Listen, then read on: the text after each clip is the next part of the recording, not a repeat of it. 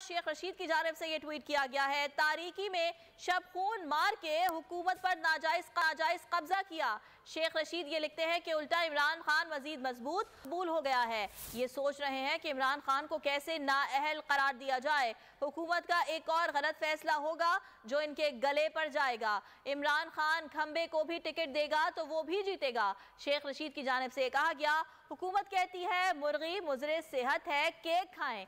शेख रशीद ने यह तंज भी किया है। शेख रशीद अहमद की जानिब से ट्वीट किया गया है और उनका यह कहना है कि तारीकी में शब खून मार के हुकूमत पर नाजायज कब्जा किया, उल्टा इमरान खान मजीद मजबूत और मकबूल हो गया। शेख रशीद ने अपने ट्वीट में यह भी लिखा कि ये सोच रहे हैं कि इमरान खान को कैसे नाअहल करार दिया जाए। हुकूमत का एक और गलत फैसला होगा जो इनके गले पड़ जाएगा।